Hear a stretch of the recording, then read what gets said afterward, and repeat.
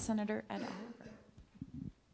Oliver. Ann, could you mentioned TIF extensively, and I suspect there are many people in this room that don't know what it is. Could you give a brief explanation of TIF, or tax increment financing, please? Sure. Well, I'm sorry, I didn't think of that.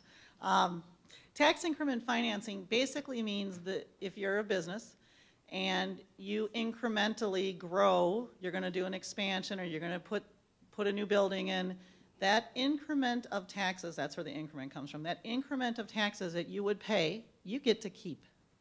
That's why it's a subsidy. Now, a lot of times people will say, wait a minute, but it wouldn't exist if I didn't build that building. There wouldn't be a tax. How is that a subsidy? Because every taxpayer in the system pays taxes, and when somebody doesn't have to, everybody else gets to either pay slightly more or get slightly less service.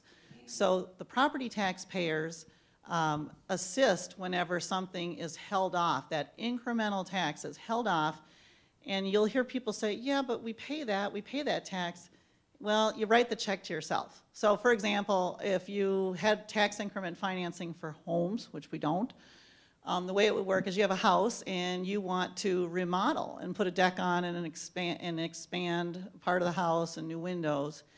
And so normally the assessor would come out and you're going to pay a little more in taxes because you've got more value now. But TIF would allow you to say, no, you don't have to pay on that. We'll act like that didn't happen. In fact, the taxes that you would pay for that are new, you get to pour back into the project. Buy even better windows.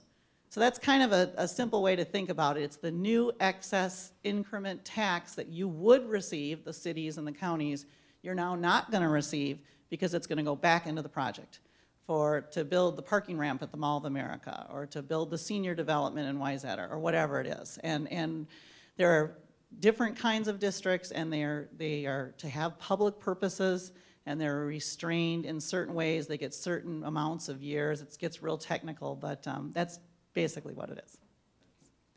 One last question, anybody? We'll turn it back over to Jan. Thank you so much. Appreciate you being here this morning. Sharing your highlights, the insights on the 2010 jobs bill and what impact it has on the business community.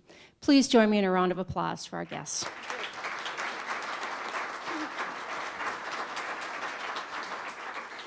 Before we close today's program, we have a few last-minute details to cover that you don't want to miss. Please save the date of Friday, October 8th, right here, 7:30, for TwinWest's next legislative breakfast. Our speaker will be Dr. Larry Jacobs of the Humphrey Institute of Public Affairs. He will join us to share his insights and expertise on the upcoming elections, including the hotly contested governor's race. You won't want to miss it. I want to again give a special thanks to our Grand Casino Mille Lacs and Hinckley for being our series sponsors. We'd also like to thank this month's sponsors, Comcast, our legislative breakfast sustaining sponsor, Swank Audiovisual, and the Minnesota Vikings. Happy 50th to you guys. We're excited you're here. That concludes our program this morning. Again, thank you to Ann and Mark for joining us, and thank you to all of our legislators and elected officials for being here today as well. See you on the 8th.